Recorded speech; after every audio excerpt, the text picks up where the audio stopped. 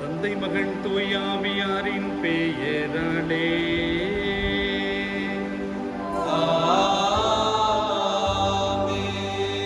நம் ஆண்டவராகிய இயேசு கிறிஸ்துவின் அருளும் கடவுளின் அன்பும் தூயாவியானவரினுடைய நட்புறவும் உங்கள் அனைவரோடும் இருப்பதாக.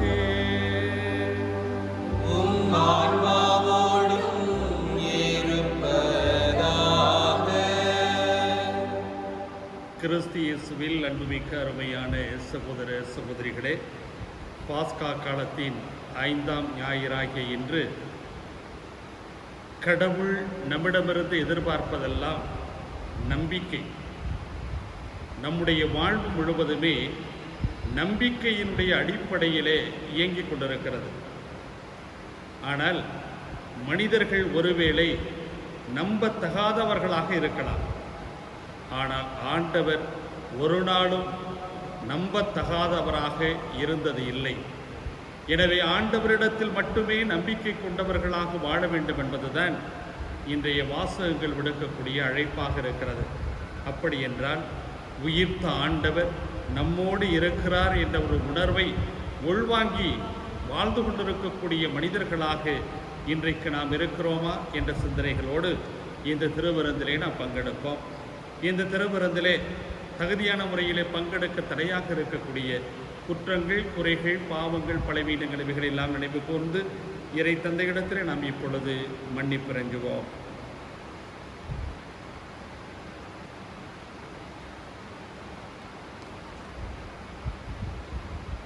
இந்த திருப்படியானது இந்த மண்ணை விட்டு சென்றிருக்கக்கூடிய விஜயராணி இறந்த 16வது நாளை நினைவு கூறுகின்ற இந்த நேரத்தில் அவருடைய ஆன்மா இறைவனின் நித்திய சாந்தி அடைய வேண்டும் என்பதற்காக ஜெபிப்போம்.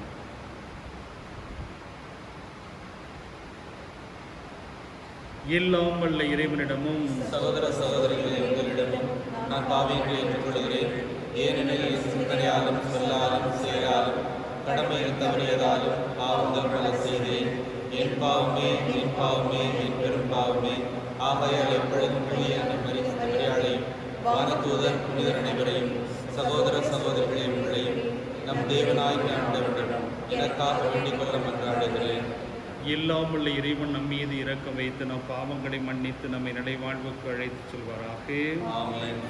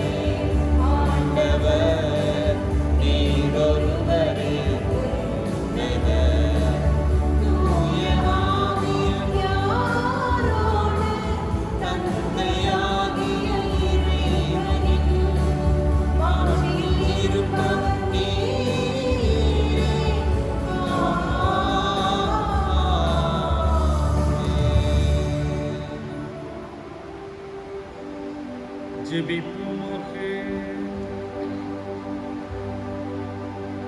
என்றென்றும் உள்ள எல்லாம் உள்ள இறைவா, பாஸ்கா மறைபொருளை எப்பொழுதும் எங்களில் நிறைவு பெறச் செய்தருளும்.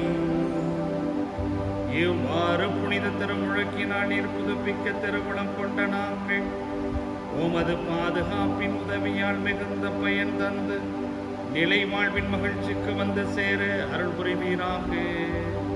உம்மோடு பரிசுத்த ஆவியின் ஐக்கியத்தில் இறைவனாய் என்றென்றும் வாழ்ந்து ஆட்சி செய்கின்றவரும் எங்கள் ஆண்டவருமாகிய இயேசு கிறிஸ்து வழியாக உம்மை மன்றாடுகின்றோம்.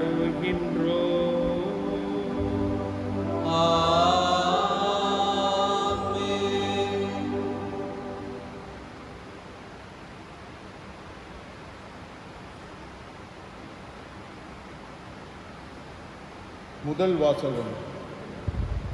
தூய ஆவி நிறைந்த எழுவரை தெரிந்தெடுங்கள். திருத்தூதர் பணிகள் நூலிலிருந்து வாசகம். அதிகாரம் 6 வசனங்கள் 1-7 முடிய. அக்காலத்தில் சீடர்களின் எண்ணிக்கை பெருகி வந்தது.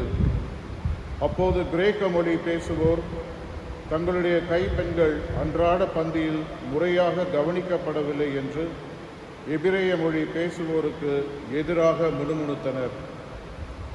எனவே 12 திருத்தூதரும் சீடர்களை ஒருங்கே வரவழைத்து, நாங்கள் கடவுளது வார்த்தையை கற்பிப்பதை விட்டுவிட்டு பந்தியில் பரிமாறும் பணியில் ஈடுபடுவது முறையல்ல. ஆதலால் அன்பர்களே, உங்களிடமிருந்து நற்சான்று பெற்றவர்களும் தூய ஆவி அருளும் வல்லமையும் ஞானமும் நிறைந்தவர்களுமான எழுவரை கவனமாய் தெரிந்தெடுங்கள். அவர்களை நாம் இப்பணியில் நியமிப்போம். நாங்களோ இறை வேண்டலிலும் இறை வார்த்தை பணியிலும் உறுதியாய் நிலைத்திருப்போம் என்று கூறினர். திரளாய் கூடியிருந்த சீடர் அனைவரும் இக்கருத்தை ஏற்றுக்கொண்டனர்.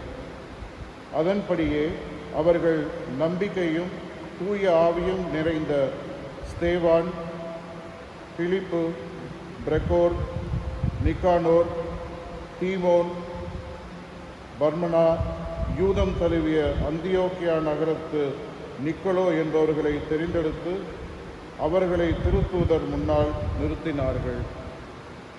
திருத்தூதர் தங்கள் கைகளை அவர்கள் மீது வைத்து இறைவனிடம் வேண்டினர். கடவுளது வார்த்தை மேன்மேலும் பரவி வந்தது. சீடர்களின் எண்ணிக்கை எருசலேம் நகரில் மிகுதியாய் பெருகிக் கொண்டே சென்றது. குருக்கள் பெருங்கூட்டத்தினரும் இவ்வார்த்தைக்கு கீழ்ப்படிந்து நம்பிக்கை கொண்டனர். இது ஆண்டவர் வழங்கும் அருள்வாக்கு. இறைவனுக்கு நன்றி.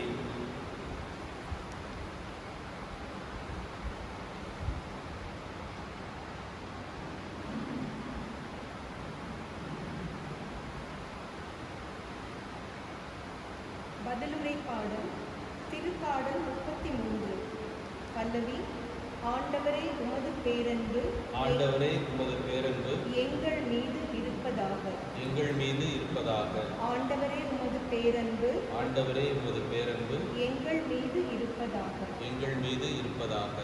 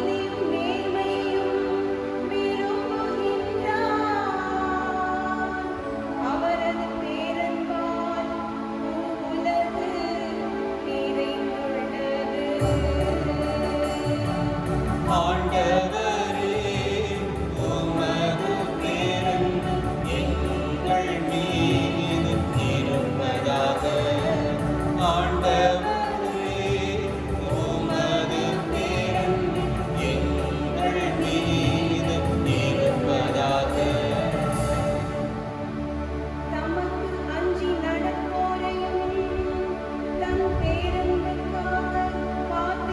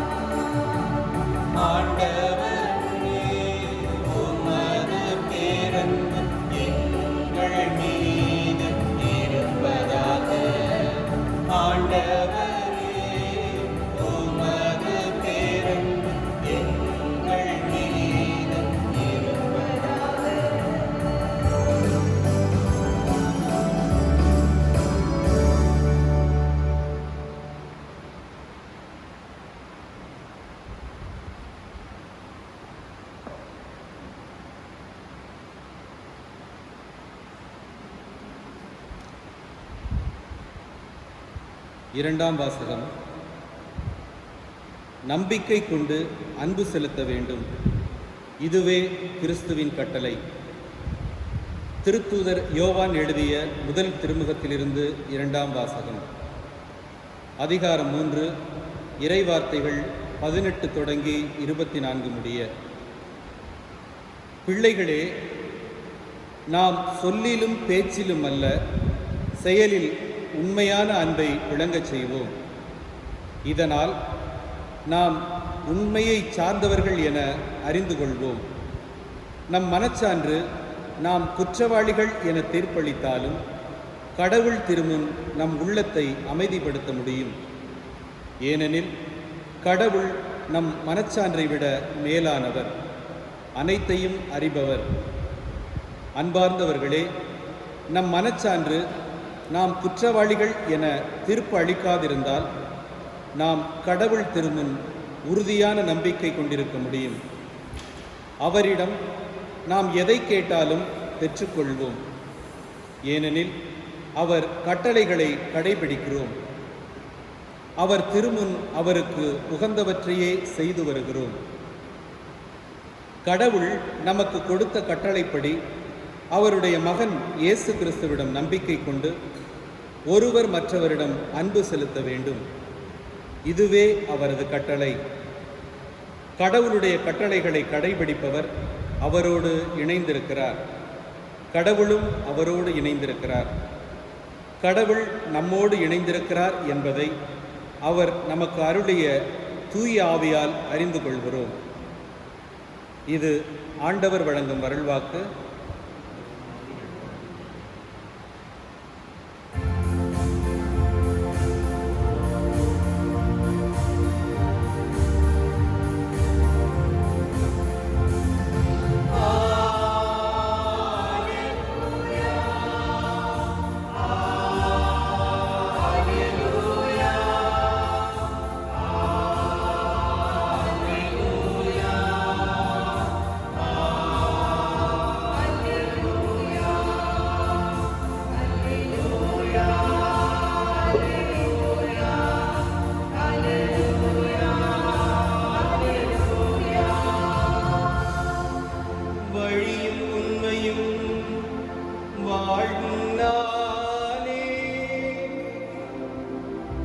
வழியாயன்றியவரும் தந்தையிடம் வருவதில்லை.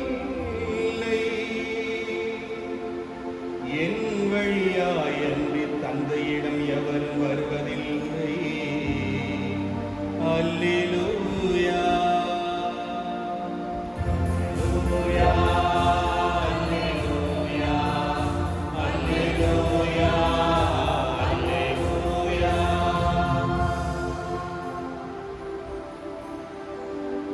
ஆண்டவர் உங்களோடு இருப்பாராக.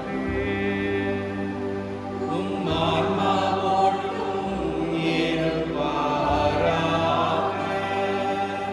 தூய யோவான் எழுதிய தூய நற்செய்தியிலிருந்து வாசகம்.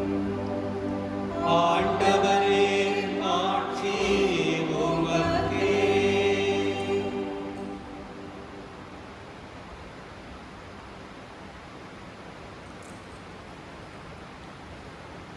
யோவான் நற்செய்தி அதிகாரம் 14, திருவசனங்கள் 1 முதல் 12 முடிய.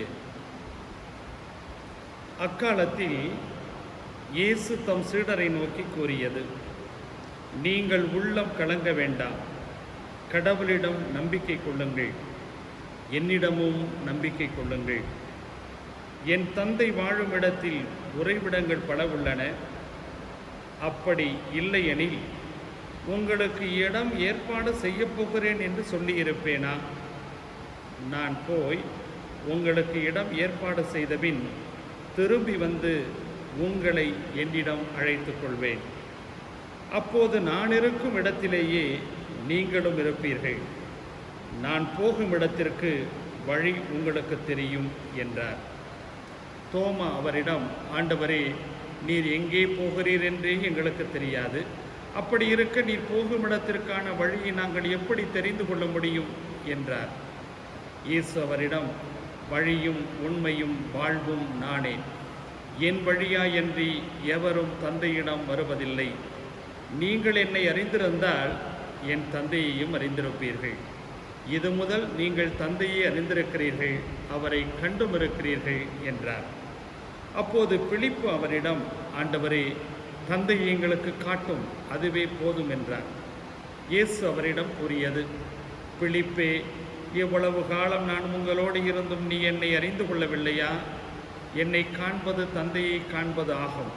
அப்படி இருக்க தந்தையை எங்களுக்கு காட்டும் என்று நீ எப்படி கேட்கலாம்? நான் தந்தையினுள்ளும் தந்தை என்னுள்ளும் இருப்பதை நீ நம்புவதில்லையா?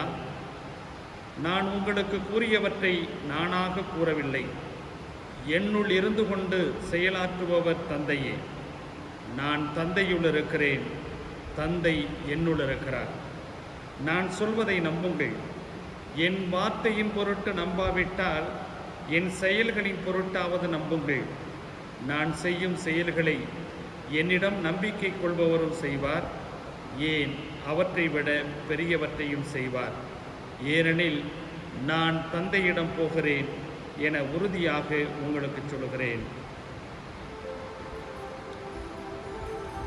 கிறிஸ்துவின் நற்செய்தி. கிறிஸ்துவே, உமக்கு புகழ்.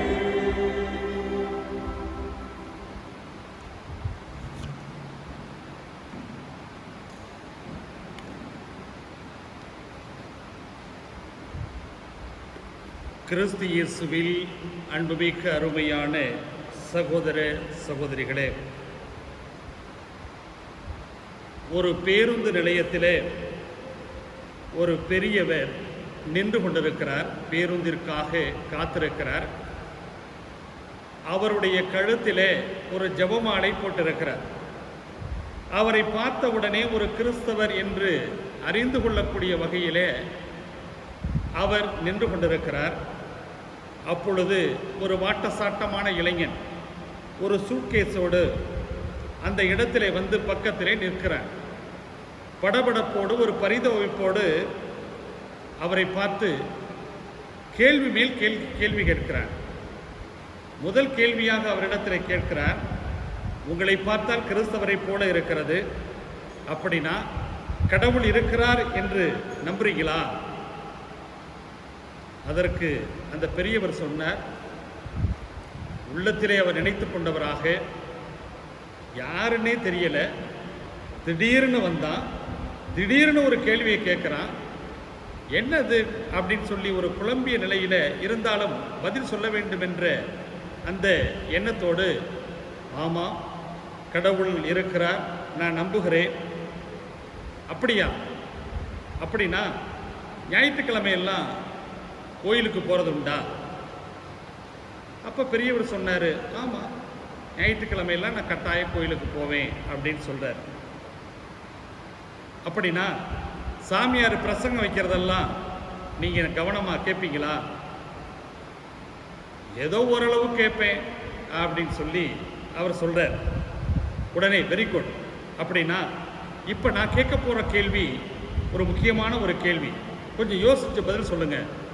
அதாவது, இந்த உலகத்தில் நல்லது செஞ்சால் மோட்சத்துக்கு போகலாம், கெட்டது செஞ்சால் நரகத்துக்கு தான் போக முடியும். இதை நம்புறீங்களா? அப்போ பெரியவர் சொன்னார், ஆமாம் நான் நம்புகிறேன். இந்த உலகத்தில் ஏதாவது ஒரு மனுஷன் கெட்டது செஞ்சான்னா அவன் இறந்த பிற்பாடு கட்டாயமாக அவன் நரகத்துக்கு தான் போவான். அப்படியா? ரொம்ப சந்தோஷம். அப்படின்னா நீங்கள் என்ன பண்ணணும், இந்தாங்க சூட்கேஸு, இதை கொஞ்ச நேரம் நான் பாத்ரூமுக்கு போகணும், பத்திரமா வச்சுக்கோங்க, இங்கே இருக்கிறவங்கள யாரையுமே நம்ப முடியலை அப்படின்னு சொல்லி அந்த கேள்விகளை அதனால தான் கேட்டேன் அப்படின்னு சொல்லி சொன்னான். அன்புமிக்கவர்களே, என்னெல்லாம் யோசிக்கிறாங்க பாருங்க. இன்றைக்கு மனிதனிடத்தில் இருக்கக்கூடிய முக்கியமான ஒரு கேள்வி என்ன அப்படின்னு சொன்னா, யாரை நம்புவது? ஏன்னா இன்றைக்கு நம்பக்கூடிய அளவுக்கு இன்று மனிதர்களுடைய செயல்பாடு இல்லாத காரணத்தினால் யாரை நம்புறது அப்படிங்கிற ஒரு கேள்வி இன்றைக்கு மனிதர்களுடைய உள்ளத்திலே எழும்பிக் கொண்டே இருக்கிறது. அப்படின்னா ஒவ்வொரு நாளும் காலை முதல் இரவு வரை ஒரு மனிதனை நம்பாமல் இருக்க முடியாது, நம்பித்தான் ஆக வேண்டி இருக்கிறது. ஆனால் இந்த நம்பகத்தன்மையை குழைக்கக்கூடிய மனிதர்கள் இருக்கக்கூடிய நேரங்களில்தான் யாரை நம்புவது? பெத்த பிள்ளையை நம்புறதா, பெத்த தாய் தந்தையை நம்புறதா, கூட பிறந்த சகோதர சகோதரிகளை நம்புறதா, பங்கில் இருக்கக்கூடிய பிள்ளைகளை நம்புறதா, அல்லது பங்குசாமியாரை தான் நம்புறதா, யாரங்க நம்புறது அப்படிங்கிற ஒரு கேள்வி இன்றைக்கு மனிதர்களுடைய உள்ளத்திலே எழுந்து கொண்டிருக்கக்கூடிய இந்த நாட்களில் தான் நீங்களும் நானும் வாழ்ந்து கொண்டிருக்கிறோம். அதாவது ஆங்கில நாடக ஆசிரியர் வில்லியம் ஷேக்ஸ்பியர் ஒரு அழகாக ஒரு சொல்லாடலை, ஒரு சொற்றொடரை அவர் பயன்படுத்துவார். Love all, trust a few, do wrong to no one அப்படின்னு சொல்லுவார்.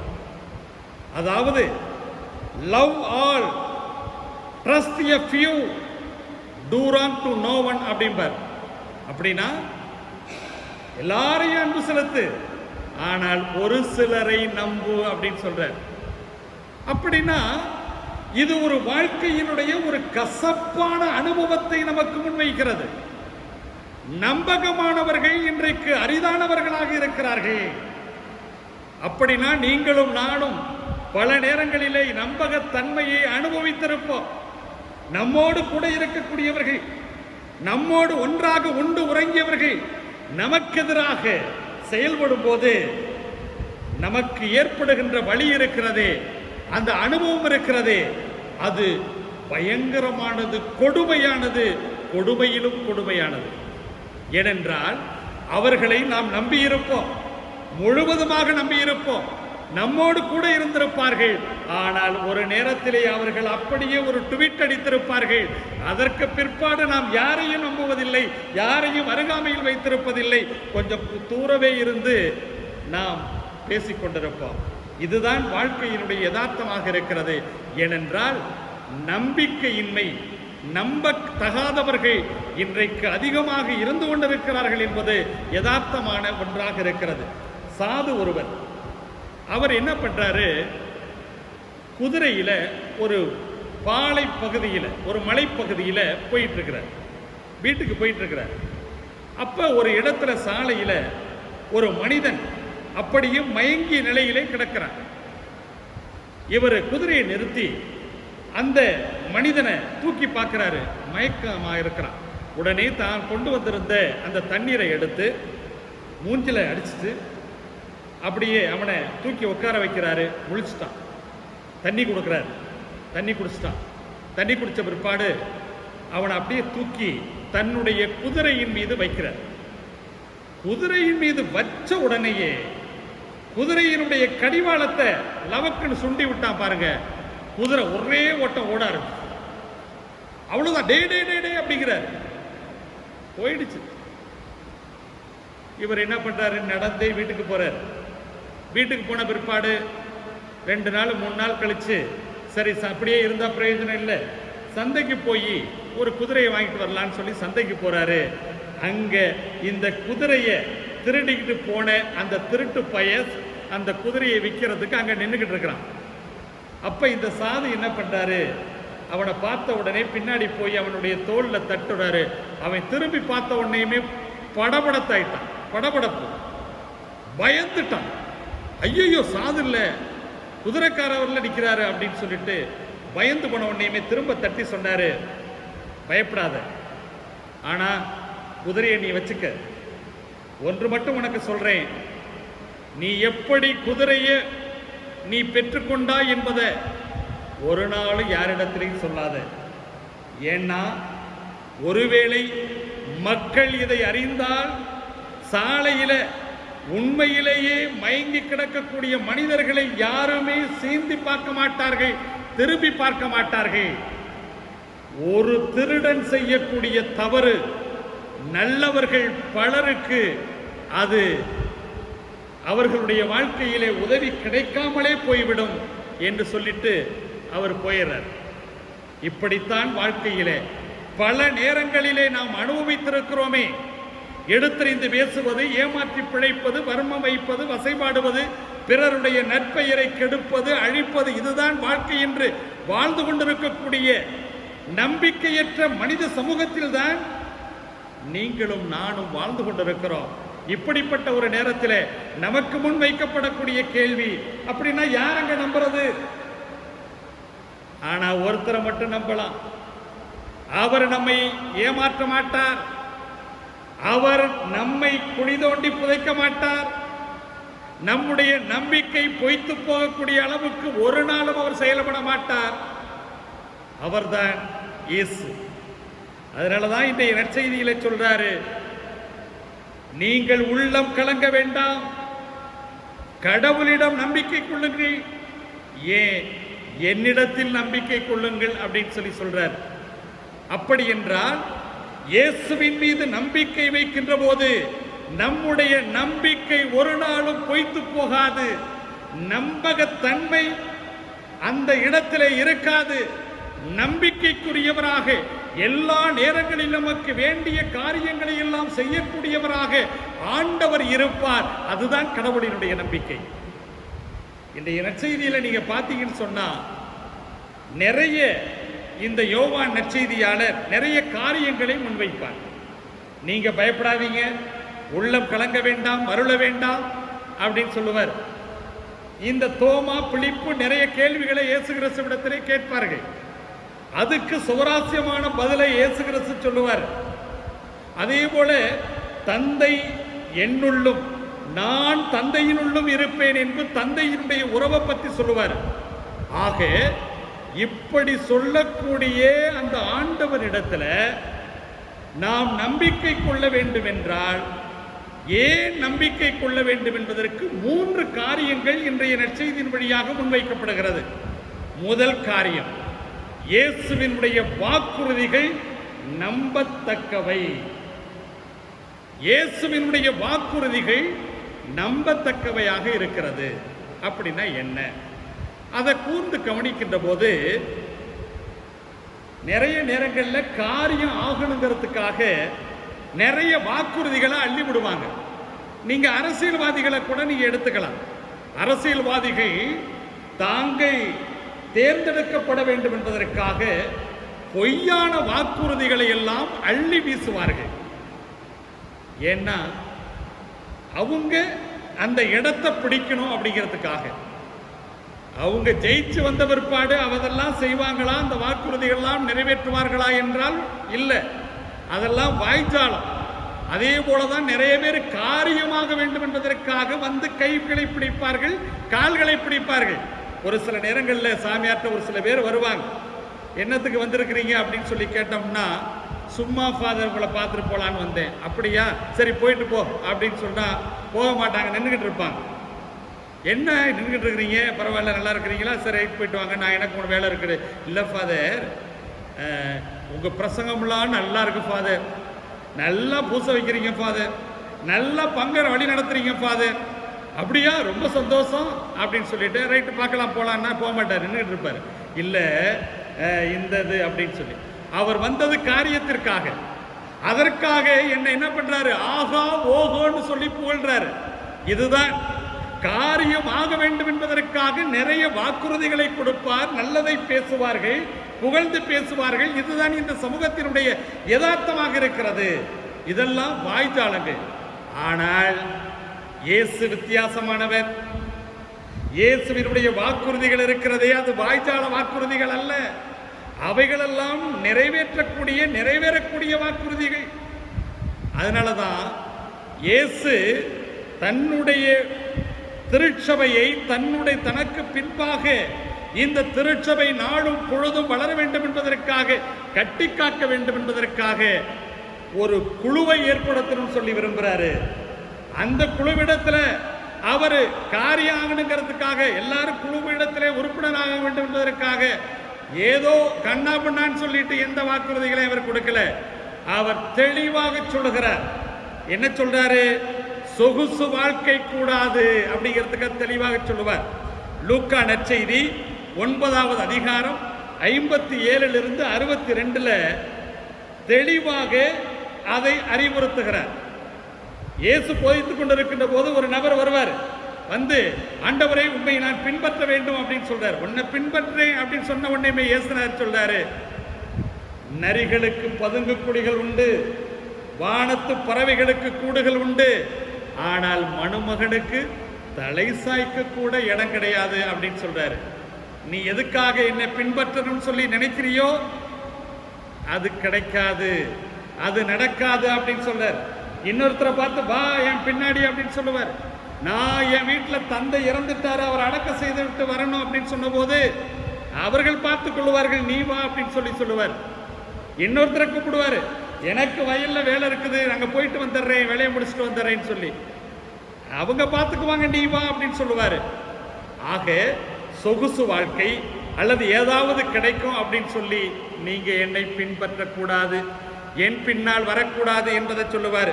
இரண்டாவது காரியத்தில் சொல்லுவாரு, என்னை நீ பின்பற்ற வேண்டும் என்றால் உனக்கு அவமானம் கிடைக்கும், உனக்கு அருவருப்பு கிடைக்கும், உனக்கு அவமரியாதை கிடைக்கும், உன்னை கட்டி இழுப்பார்கள், அடிப்பார்கள், உதைப்பார்கள், எல்லாமே செய்வாங்க. அப்படின்னா நீ வா அப்படிங்கிறத அவர் மத்தேயு நற்செய்தி 16வது அதிகாரம் 24வது வசனத்திலே தெளிவாக சொல்லுவார். உன்னை எங்க வேணாலும் பிடிச்சிட்டு போவாங்க, அடிப்பார்கள், என்ன வேணாலும் செய்வாங்க, ஆனா கவலைப்படாதீங்க, நான் உங்களோடு இருப்பேன் அப்படிங்கிறத சொல்றாரு. மூன்றாவதாக சொல்லும்போது மத்தேயு நற்செய்தி 16வது அதிகாரம் 24வது வசனத்தில் சொல்லுவாரு, அதாவது நீ என்னை பின்பற்ற விரும்பினால் தன்னையே மறுத்து என் சிலுவையை நீ நாள்தோறும் சுமந்து கொண்டு வர வேண்டும் அப்படின்னு சொல்லுவாரு. அப்படின்னா கராராக சொல்லுவாரு, நீ என்னை பின்பற்றணும் சொன்னா இதெல்லாம் நடக்கும், அப்படின்னா வா அப்படின்னு சொல்லுவார். அவருக்கு தெரிஞ்சோம், இதெல்லாம் சொன்னாக்க யாராவது நம்மளை பின்பற்றுவாங்களா, பின்பற்ற மாட்டாங்களேன்னு சொல்லி அவர் சாக்கு போக்கு சொல்லியோ அல்லது தன்னுடைய போதனைகளினுடைய வீச்சையும் வீரியத்தையுமே என்றைக்குமே அவர் குறைத்து கொண்டதில்லை. ஏன்னா அவருடைய வாக்கு சத்தியத்தினுடைய வாக்கு, உண்மையினுடைய வாக்கு. எனவேதான் இன்றைய நற்செய்தியில் அவர் சொல்றாரு, என் தந்தையிடத்திலே உறைவிடங்கள் நிறைய இருக்கின்றன, நான் போய் பார்த்து விட்டு வந்து உங்களை நான் அழைத்து செல்வேன் அப்படின்னு சொல்றாரு. அப்படின்னா அவருடைய வாக்குறுதி இருக்கிறதே, அது உண்மையான ஒரு வாக்குறுதி, வாய்ஜாலமற்ற ஒரு வாக்குறுதி, நிறைவேற்றக்கூடிய ஒரு வாக்குறுதி, செய்து காட்டக்கூடிய ஒரு வாக்குறுதி. எனவே இப்படிப்பட்ட இயேசுவை நாம் நம்பலாம். இரண்டாவதாக, இயேசு நமக்கு முன்னோடி. எபிரேயர் திருமுகத்தில் இயேசுவை வர்ணிப்பதற்கு ஒரு கிரேக்க வார்த்தையை பயன்படுத்துவார்கள். அந்த வார்த்தை என்ன அப்படின்னு சொன்னா புரோதோமோஸ் என்ற ஒரு வார்த்தையை பயன்படுத்துவார்கள். இதற்கு அர்த்தம் முன்னோடி. இந்த முன்னோடி அப்படிங்கிறத இயேசு தன்னுடைய நற்செய்தியினுடைய பகுதியிலும் சொல்றார். அதே நேரத்தில் எபிரேயர் திருமுகத்தில் 6வது அதிகாரம் 20வது வசனத்தில் சொல்லப்பட்டிருக்கிறது, இயேசு நமக்கு முன்பாக, நமக்கு முன்னோடியாக திரைச்சீலையை கடந்து சென்று இயேசு சென்றிருக்கிறார் என்று சொல்லப்பட்டிருக்கிறது.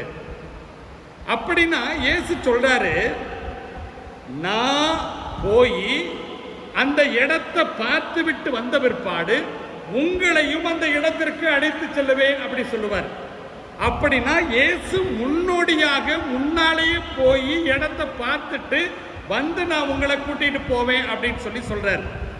அதாவது இராணுவ வட்டாரத்தில் இந்த வார்த்தையை பயன்படுத்துவாங்க, புரோதோமாயி அப்படிங்கிற ஒரு வார்த்தை. ரோமை இராணுவ படையில ஒரு சிறப்பு பிரிவு இருக்கும்.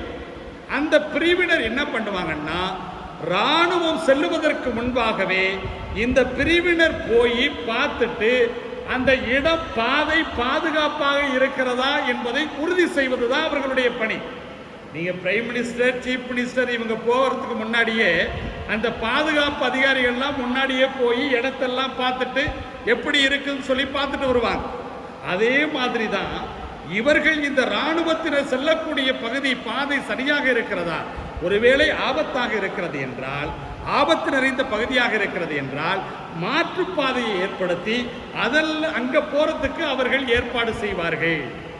அப்படின்னா இயேசு இங்க பாருங்க நமக்கு பாதையை ஏற்படுத்தி இருக்கிறார். அதுவும் என்ன பாதை ஏற்படுத்தி இருக்கிறார்? அவர் சென்று வந்த பாதை.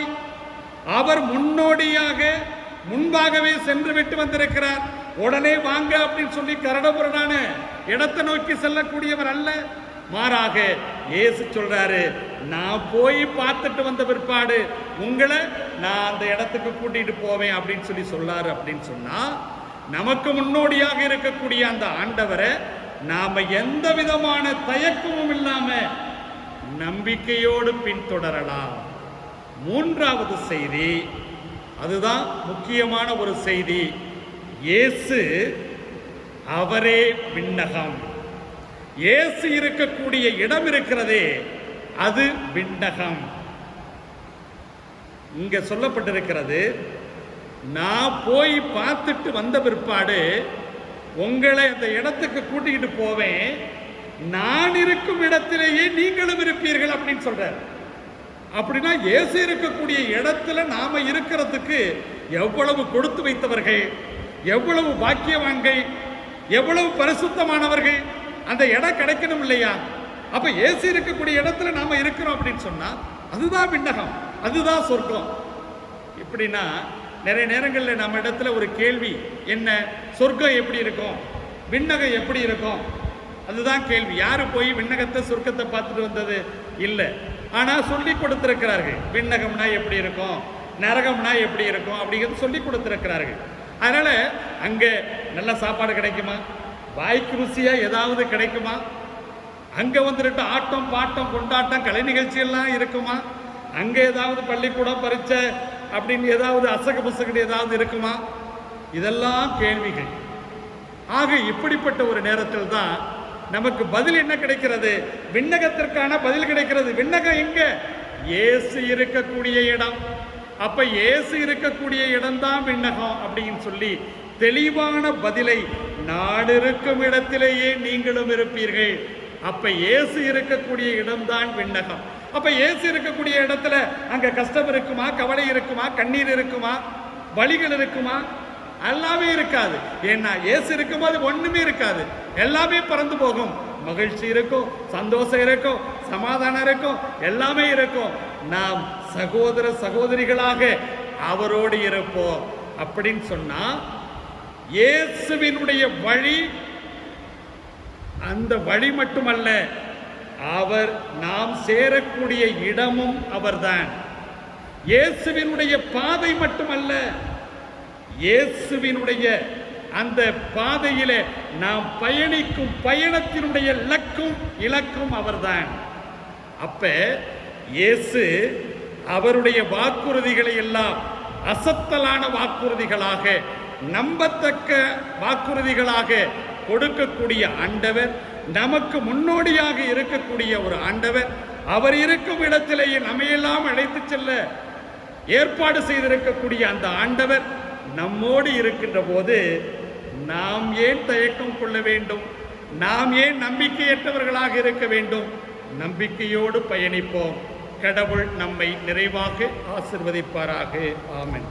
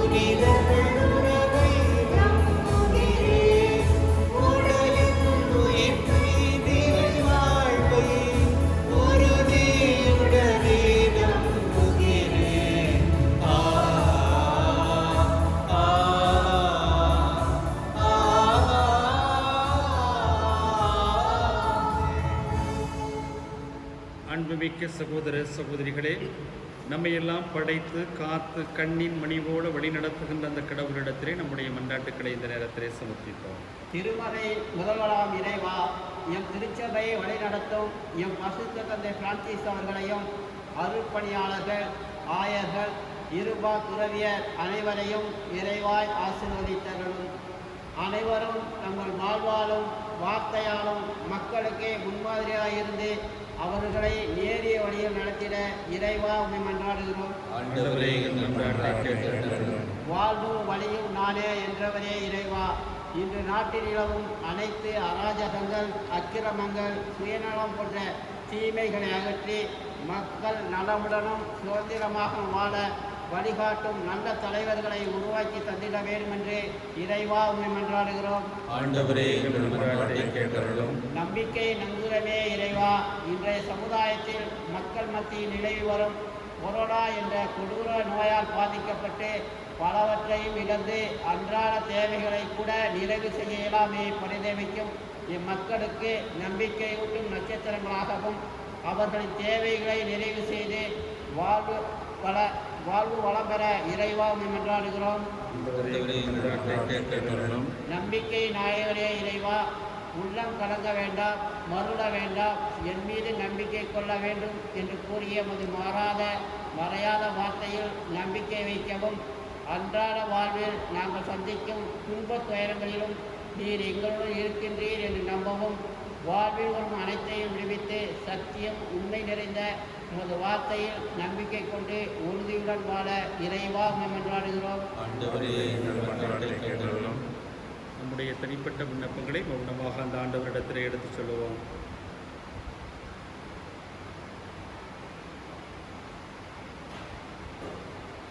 ஜெபிப்போமாக. அன்பு தந்தை இறைவா, இதோ உம் அன்பு பிள்ளைகளாகி நாங்கள் அனைவரும் தந்தைக்குரிய பாசத்தோடு உம்மிடத்திலே சமர்ப்பித்திருக்கின்ற இந்த மன்றாட்டுக்களை எல்லாம் கனிவுடன் கண்ணோக்கி இவைகளை பெற்றுத்தர வேண்டும் என்று எங்கள் ஆண்டவரும் திருமகனுமாய் இயேசு கிறிஸ்து வழியாக மன்றாடுகின்றோம். ஆமென்.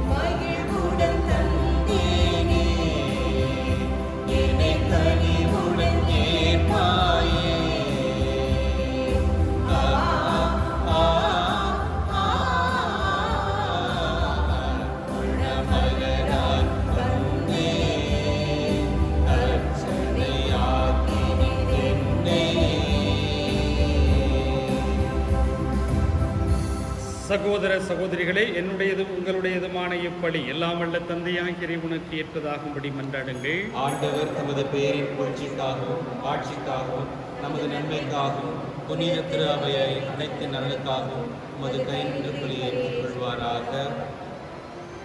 இறைவா, இந்த பணியினுடைய வணக்கத்துக்குரிய பரிமாற்றத்தால் எங்களை உமது உன்னதமான ஒரே இறையியல்பில் பங்கு பெறச் செய்ய உம்மை வேண்டுகின்றோம். அதனால் உமது உண்மையை அறிந்து கொண்ட நாங்கள் அதை தகுதியான செயல்களால் எமதாக்கிக் கொள்வோமாக. எங்கள் ஆண்டவராகிய கிறிஸ்து வழியாக உம்மை மன்றாடுகின்றோ.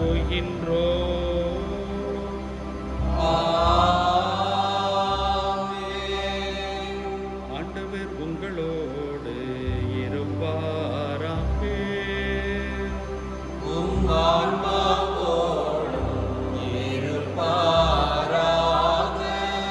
இதயங்களை மேலே எழுப்புங்கள்.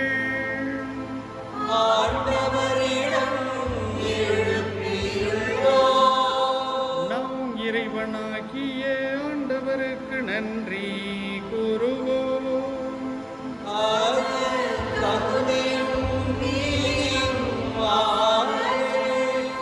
ஆண்டவரே, பரிசுத்த தந்தையே, எல்லாம் வல்ல நித்திய இறைவா,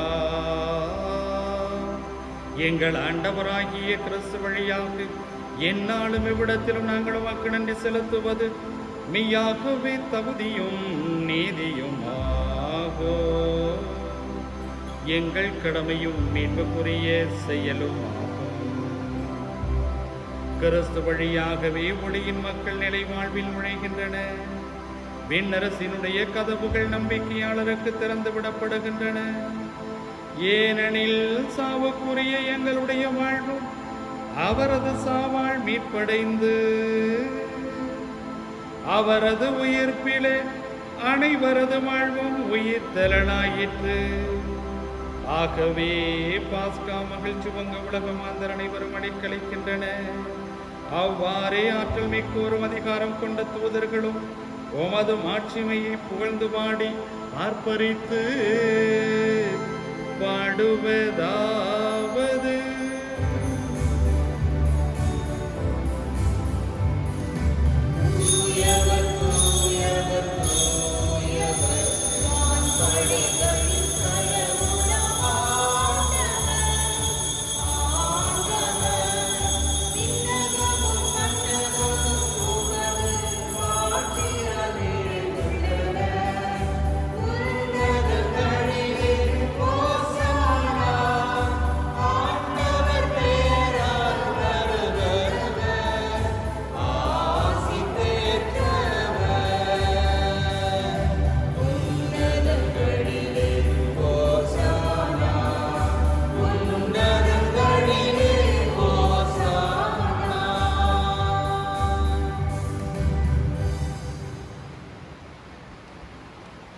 ஆண்டவரே, நீர் மெய்யாகவே தூயவர், தூய்மை அனைத்திற்கும் ஒன்று. ஆகவே உம்முடைய ஆவியை பொழிந்தே காணிக்கைகளை தூய்மைப்படுத்த உம்மை வேண்டுகிறோம். எவ்வாறு எங்கள் ஆண்டவர் இயேசு கிறிஸ்துவின் திரு உடலும் இரத்தமுமாக எங்களுக்கு இவையும் அனுபவமாக அவர் பாடுபட உளம் கணிந்து தம்மை கையளித்த போது அப்பத்தை எடுத்து நன்றி செலுத்தி அதை பிட்டு தம் சிடருக்கு அளித்தவர் கூறியதாவது: அனைவரும் இதிலிருந்து பெற்று உண்ணுங்கள், ஏனெனில் இது உங்களுக்காக கையளிக்கப்படும் என் உடல்.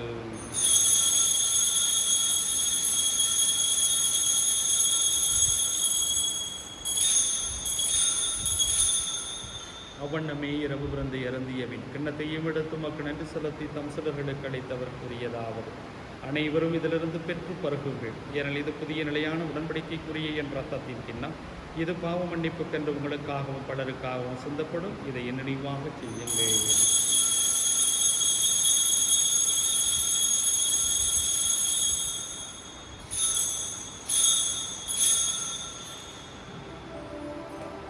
நம்பிக்கையின் மறைபொருள்.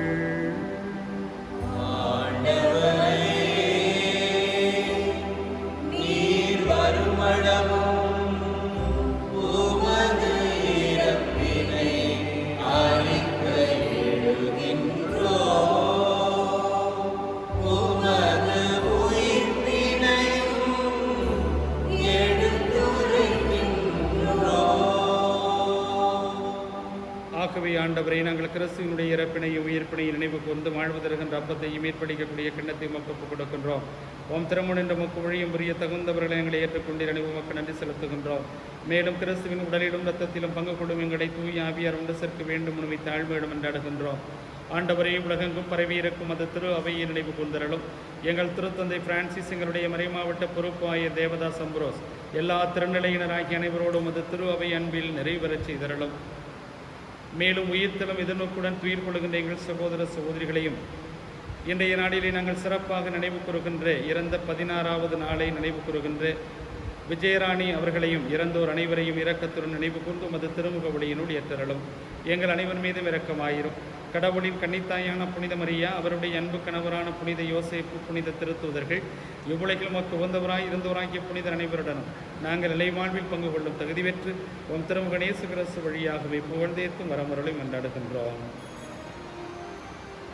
இவர் வழியாக இவரோடு இவரில் எல்லாம் வல்ல இறைவனாகிய தந்தையே, தூய ஆவியாரின் ஒன்றிப்பில் எல்லா புகழும் மாட்டியும் என்றென்றும் உமக்கு உரியதே.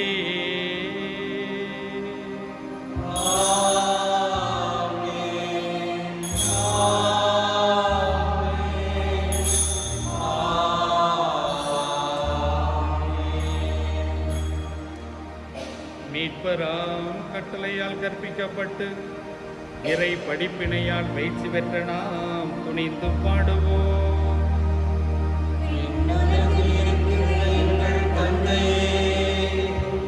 உமது பெயர் தூயதென போற்றப் பெறுக. உமது ஆட்சி வருக. உமது திருவுளம் விண்ணுலகில் நிறைவேறுவது போல மண்ணுலகிலும் நிறைவேறுக. எங்கள் அன்றாட உணவை இன்று எங்களுக்கு தாரும். எங்களுக்கு எதிராக குற்றம் செய்வோரை நாங்கள் மன்னிப்பது போல எங்கள் குற்றங்களை மன்னியும். எங்களை சோதனையில் உட்படுத்தாதேயும். தீமையிலிருந்து எங்களை விடுவித்தருளும். ஆண்டவரே, தீமை அனைத்திலும் இருந்து எங்களை எல்லாம் விடுவித்து எங்கள் வாழ்நாளில் அமைதியை கனிவுணர்களை கொண்டாடுகின்றோம். உமது இரக்கத்தின் உதவியால் நாங்கள் பாவத்திலிருந்து எப்போதும் விடுதலை பெற்று யாதொரு கலக்கமும் இன்றி நலமாயிருப்போமாக. நாங்கள் இது நோக்கி இருக்கக்கூடிய பேரின்பத்திற்காகவும் எம் மீட்பராகிய இயேசு கிறிஸ்துவினுடைய வருகைக்காகவும் காத்திருக்கின்றோம். ஏனெனில் ஆட்சியும் வல்லமையும் மாட்சியும் என்றென்றும் உமதே. ஆண்டவரே இயேசு கிறிஸ்துவே, அமைதியை உங்களுக்கு விட்டுச் செல்கிறேன், என் அமைதியை உங்களுக்கு அளிக்கின்றேன் என்றும் திருத்தூதர்களுக்கு மொழிந்தீரே. எங்கள் பாவங்களை பாராமல் உமது திரு அவையின் நம்பிக்கையை கண்ணோக்கி உமது திருவுளத்திற்கு ஏற்ப அதற்கு அமைதியும் ஒற்றுமையும் அளித்தருள்வீராக.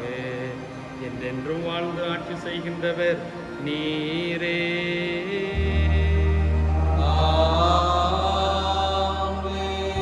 ஆண்டவருடைய அமைதி உங்கள் அனைவரோடும் இருப்பதாக.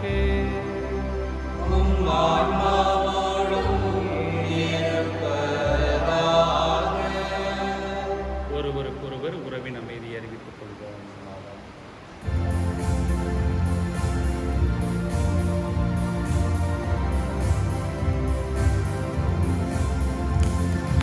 உலகின் பாவம் போக்கும் இறைவனின் செம்மறியே, எம் மேல் இரக்கம் வை.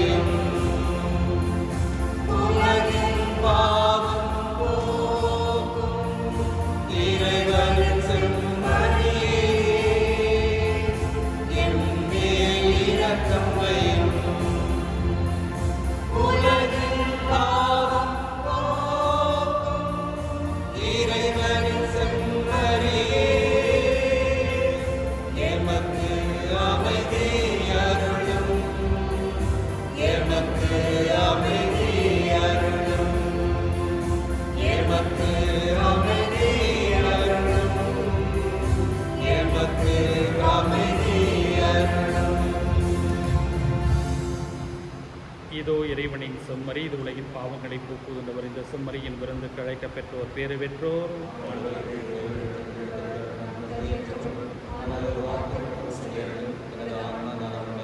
கிறிஸ்துவின் திருவுடலும் ரத்தமும் நம்மை காத்து நமக்கு நித்தியம் வாழ்வளிப்பதாக.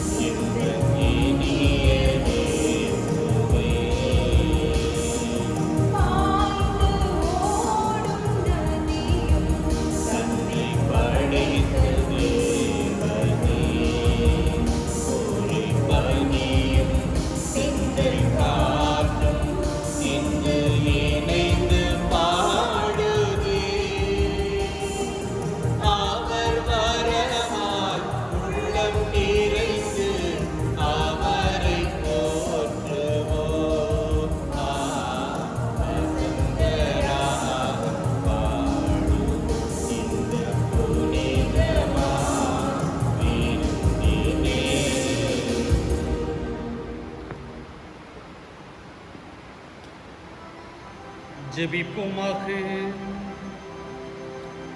ஆண்டவரே, விண்ணகமறை நிகழ்வுகளால் நீ நிறைவு செய்த மக்களுடன் கனிவாய் தங்கியிருக்க உம்மை வேண்டுகின்றோ. பழைய நிலையிலிருந்து வாழ்வினுடைய புதிய நிலைக்கு நாங்கள் கடந்து செல்ல செய்வீராக. எங்கள் ஆண்டவராகிய கிறிஸ்து வழியாக உம்மை மன்றாடுகின்றோ.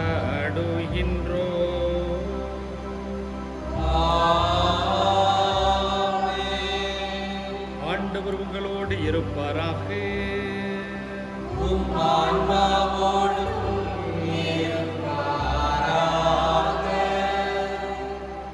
இறைவனின் சிறப்பு ஆசீர் பெற தலைவணங்கி மன்றாடுவோம். தம் ஒரே மகனினுடைய உயிர்ப்பால் மீட்பினுடைய பயனையும் தம் பிள்ளைகளாகின்ற பேற்றையும் உங்களுக்கு அளிக்க திருவுளம் கொண்ட இறைவன் தமது ஆசியால் நீங்கள் என்றும் அவரோடு மகிழ்ந்திருக்க அருள்வாராக.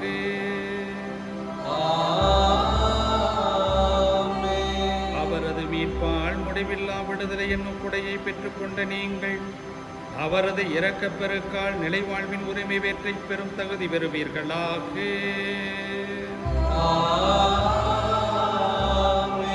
திருமுழுக்கில் நம்பிக்கை கொண்டு அவரோடு உயிர்த்தெழுந்த நீங்கள் இம்மையில் உங்களது நேர்மையான வாழ்வால் விண்ணக வீட்டை அடையும் தகுதி பெறுவீர்களாக.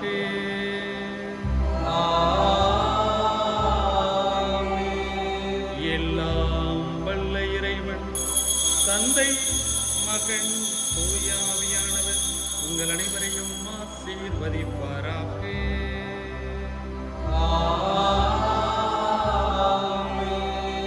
என்றுமே இறைவனில் நம்பிக்கை கொண்டவர்களாக வாழ சென்று வாருங்கள். திருப்பலி முடிந்தது. அல்லேலூயா, அல்லேலூயா, அல்லேலூயா.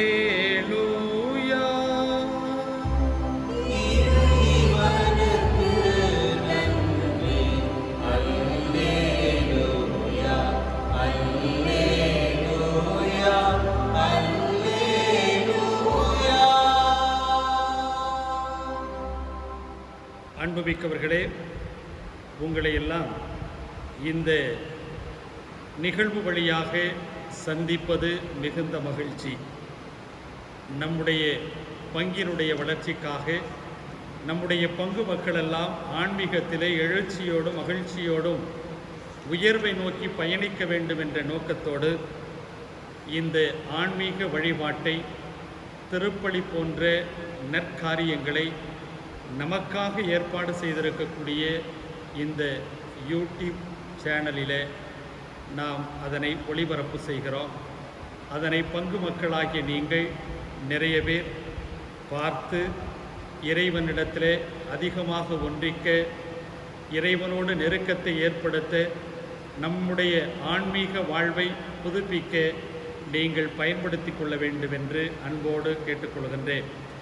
அன்புமிக்கவர்களை, உங்களை எல்லாம் ஆலயத்திலே நேரடியாக பார்க்கக்கூடிய நாளுக்காக நான் காத்திருக்கிறேன். ஒவ்வொரு நாளும் நானும் உங்களுக்காக, குறிப்பாக பங்கு மக்களுக்காக சிறப்பாக ஜெபிக்கிறேன். நீங்களும் பங்கு தந்தைக்காக சிறப்பாக ஜெபிப்பீர்கள் என்ற நம்பிக்கையும் எனக்கு இருக்கிறது. இந்த ஜெபத்திலே ஆலயத்தை, நம்முடைய வீட்டையே ஆலயமாக்கி வீட்டிலே ஜெபமாலை, திருவிவிலியம் வாசிப்பது, குடும்ப ஜெபம் சொல்வது என்று பல காரியங்களை நீங்கள் செய்து கொண்டிருப்பீர்கள். கட்டாயமாக செய்யுங்கள். ஆன்மீகத்தில் அதிகமாக வளர்ச்சியை நோக்கி பயணிக்க, இறைவனிடத்தில் ஆழமான நம்பிக்கை கொள்ள இது பயனுள்ளதாக இருக்கும் என்பதை அன்போடு இந்த நேரத்திலே தெரிவித்துக் கொள்கின்றேன். என்னென்ன காரியங்கள் எந்தெந்த நாட்களிலே நடத்த வேண்டும் என்பதை திருத்தந்தையவர்களும் ஆயர்களும் பல காரியங்கள் வழியாக நமக்கு சொல்லிக் கொண்டே இருக்கிறார்கள். அந்த வகையில் நம்முடைய திருச்சபையை நாளும் வழிநடத்துகின்ற திருத்தந்தை அவர்கள் வருகிற 14ஆம் தேதி வியாழக்கிழமை அந்த நாளை நோன்போடு ஜெபிக்கக்கூடிய ஒரு நாளாக கிறிஸ்தவ மக்கள் பயன்படுத்த வேண்டும் என்று விரும்புகிறார். எனவே அந்த நாளை கடவுளுக்காக நாம் ஒதுக்குவோம். அந்த நாட்களிலே நோன்பு இருக்கலாம், அதிகமான ஜெபதப நிகழ்வுகளிலே நாம் பங்கெடுக்கலாம். ஜெபமாலை, திருவிவிலிய வாசிப்பது, குறிப்பாக நம்முடைய குடும்பங்களுக்காக, பங்கு மக்களுக்காக, நாட்டிற்காக, அகில உலகத்திற்காக, உயிர்கொல்லி நோயினாலே பாதிக்கப்பட்டிருக்கக்கூடிய மக்களுக்காக ஜெபிக்க அழைத்திருக்கிறார். எனவே அந்த நாளிலே பங்கு மக்களாகிய நான் உங்களை அன்பாக கேட்டுக்கொள்வது, நீங்கள் அந்த நாளை அர்த்தமுள்ள ஒரு நாளாக, ஆண்டவருக்கு உகந்த ஒரு நாளாக, ஜெப தவ தர்ம காரியங்களை, பிறரன்பு பணிகளிலே ஈடுபடக்கூடிய வகையில் உங்களுடைய நேரத்தை செலவிட அன்போடு கேட்டுக்கொள்கிறேன். நன்றி.